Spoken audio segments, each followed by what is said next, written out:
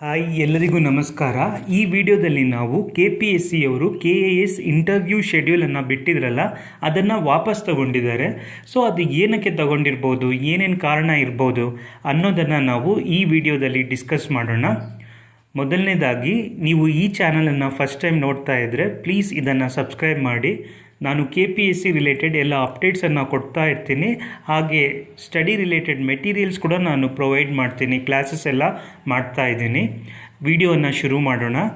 KPSC ಅವರು KAS ಇಂಟರ್ವ್ಯೂವನ್ನು 23/3/2026 ಈ ಡೇಟಿಂದ ಶುರು ಮಾಡ್ತೀವಿ ಅಂತ ಹೇಳಿದರು.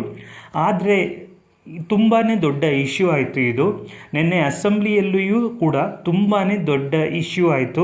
ಸೊ ಇಲ್ಲಿ KAS ಎಕ್ಸಾಮಲ್ಲಿ ಸಾಲು ಅಭ್ಯರ್ಥಿಗಳು ಎಕ್ಸಾಮನ್ನು ಕ್ಲಿಯರ್ ಮಾಡಿದ್ದಾರೆ. ಸೊ ಇದು ಎಲ್ಲೋ ಒಂದು ಕಡೆ ಕರಪ್ಷನ್ ಇನ್ವಾಲ್ವ್ ಆಗಿರ್ಬೋದು ಅನ್ನೋ ಒಂದು ಡೌಟ್ ಎಲ್ರಿಗೂ ಬರ್ತಾ ಇದೆ. ಅದು ಅಲ್ಲದೆ ಒಂದೇ ಥರದ ನೇಮ್ಸ್ಗಳು ಕಂಟಿನ್ಯೂಸ್ ಆಗಿ ಇದೆ.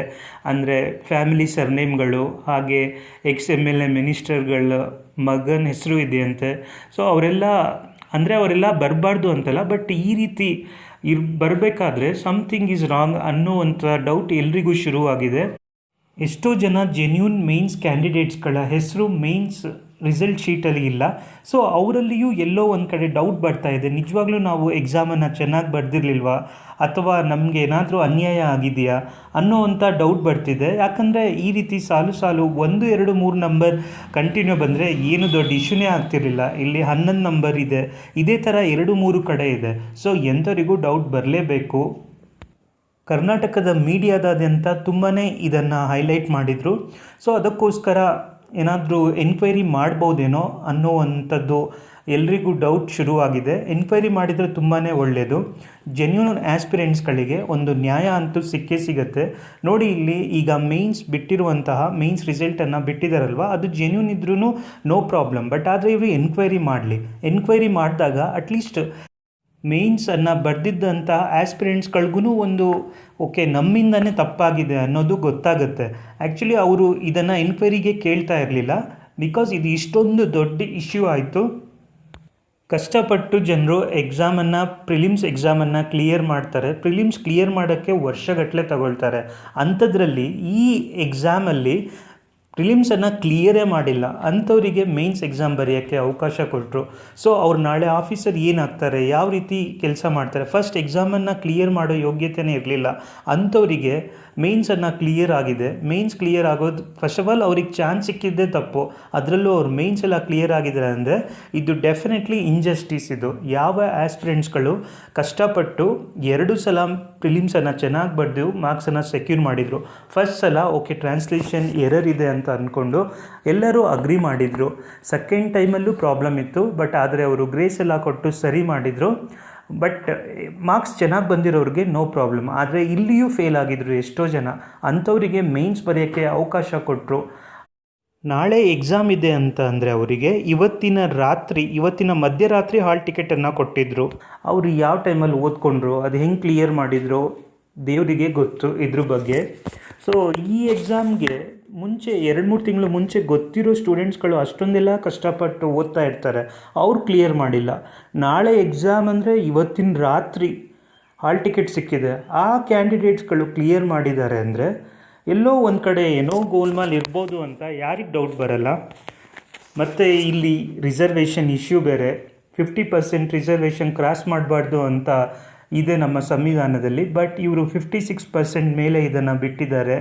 ಸೊ ಆ ಇಶ್ಯೂ ಏನು ದೊಡ್ಡದಾಗಲ್ಲ, ಅದನ್ನು 56 ಇರೋದನ್ನು 50 ಮಾಡ್ಬೋದು. ಬಟ್ ಇಲ್ಲಿ ಇಷ್ಟೊಂದೆಲ್ಲ ಕರಪ್ಷನ್ ನಡೆದಿದೆ ಅಲ್ವಾ. ಸೊ ಎನ್ಕ್ವೈರಿಯನ್ನು ಮಾಡಬೇಕಾಗತ್ತೆ. ಸದ್ಯಕ್ಕೆ ಈ ಇಶ್ಯೂ CBI, ಲೋಕಾಯುಕ್ತ ಎಲ್ಲ ಕಡೆನೂ ಸ್ಪ್ರೆಡ್ ಆಗ್ತಾ ಇದೆ. ಸೊ CBI ಎನ್ಕ್ವೈರಿ ಆದರೆ ತುಂಬಾ ಒಳ್ಳೆಯದು. ನಿನ್ನೆ ಅಸೆಂಬ್ಲಿಯಲ್ಲಿ KPSC ಚೇರ್ಮನ್ ಅವರ ಆಸ್ತಿ ಬಗ್ಗೆನೂ ತುಂಬಾ ಒಂದು ಡಿಸ್ಕಷನ್ ನಡೀತು.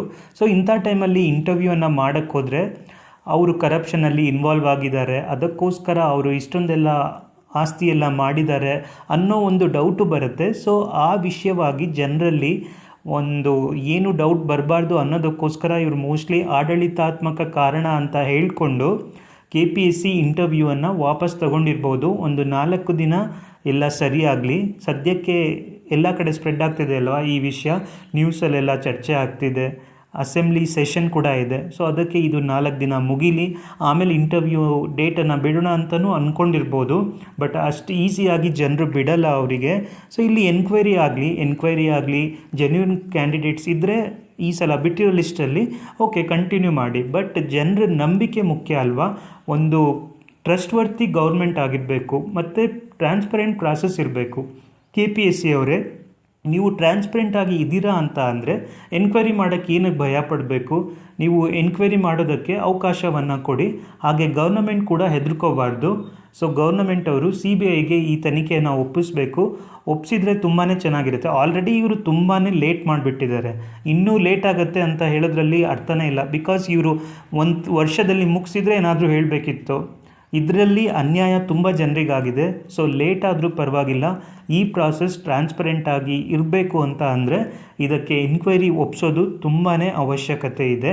ದಯವಿಟ್ಟು ತಾವೆಲ್ಲರೂ ಈ ವಿಡಿಯೋನ ಹೆಚ್ಚಿನ ಸಂಖ್ಯೆಯಲ್ಲಿ ಎಲ್ರಿಗೂ ಸ್ಪ್ರೆಡ್ ಮಾಡಲಿ. ಸೊ ಇಲ್ಲಿ ನಡೀತಿರುವಂಥ ಅಕ್ರಮ ಎಲ್ರಿಗೂ ಗೊತ್ತಾಗಲಿ. ಸೊ ಎಲ್ಲ ಸ್ಟೂಡೆಂಟ್ಸ್ಗಳಿಗೆ ಗೊತ್ತಾದರೆ ಈ ಇಶ್ಯೂ ಇನ್ನೂ ದೊಡ್ಡದಾಗತ್ತೆ. ಸೊ ಇಲ್ಲಿ ನ್ಯಾಯ ಸಿಗಲಿ, ಕರೆಕ್ಟಾಗಿ ಜೆನ್ಯೂನ್ ಆಸ್ಪಿರೆಂಟ್ಸ್ ಯಾರಿದೆಯೋ ಅವ್ರಿಗೆ ನ್ಯಾಯ ಸಿಗಲಿ. ಮೇನ್ಸನ್ನು ಸರಿ ಬರಿದಲ್ಲೇ ಇರೋ ಕ್ಯಾಂಡಿಡೇಟ್ಸ್ ನಾಳೆ KS ಆಫೀಸರ್ ಆದರೆ ನೀವು ಅವರಿಂದ ಏನನ್ನು ಎಕ್ಸ್ಪೆಕ್ಟ್ ಮಾಡ್ಬೋದು? ನಾಳೆ ಆಫೀಸಿಗೆ ನೀವು ಹೋದರೆ, ಏನಾದರೂ ಸರ್ಕಾರಿ ಕೆಲಸಕ್ಕಂತ ಹೋದರೆ ನಿಮ್ಮ ಹತ್ರ ಡೆಫಿನೆಟ್ಲಿ ಅವರು ಕರಪ್ಷನನ್ನು ಕೇಳ್ತಾರೆ. ಲಂಚ ಇಲ್ಲದೆ ಅವರು ಯಾವುದೇ ರೀತಿಯ ಕೆಲಸವನ್ನು ಮಾಡಲ್ಲ. ಲಂಚವನ್ನು ತಗೊಳ್ಳೋದು ಎಷ್ಟು ತಪ್ಪೋ ಹಾಗೆ ಅದನ್ನು ಕೊಡೋದು ಅಷ್ಟೇ ತಪ್ಪು. ಸೊ ಲಂಚ ತಗೊಂಡು ಕೆಲಸ ತಗೊಳ್ಳೋದು ಕೂಡ ಅದಕ್ಕಿಂತ ದೊಡ್ಡ ತಪ್ಪು. ಸೊ ಎಲ್ಲ ಸ್ಟೂಡೆಂಟ್ಸ್ಗಳೇ, ಎಲ್ಲ ಆಸ್ಪಿರೆಂಟ್ಸ್ಗಳೇ ದಯವಿಟ್ಟು ಈ ವಿಷಯಕ್ಕೆ ಸಪೋರ್ಟ್ ಮಾಡಿ. ಇಲ್ಲಿ ಅಕ್ರಮ ಅನ್ಯಾಯ ಏನಾದರೂ ನಡೆದಿದ್ದರೆ ಆ ಆಸ್ಪಿರೆಂಟ್ಸ್ಗಳಿಗೆ ಜಸ್ಟಿಸ್ ಸಿಗಲಿ ಅಂತ ನಾನು ಕೇಳ್ಕೊಳ್ತೀನಿ. ಈ ವಿಡಿಯೋ ಇಷ್ಟ ಆಗಿದರೆ ಲೈಕ್, ಶೇರ್, ಸಬ್ಸ್ಕ್ರೈಬ್ ಮಾಡೋದನ್ನು ಮರಿಬೇಡಿ. ಎಲ್ಲರಿಗೂ ಧನ್ಯವಾದಗಳು.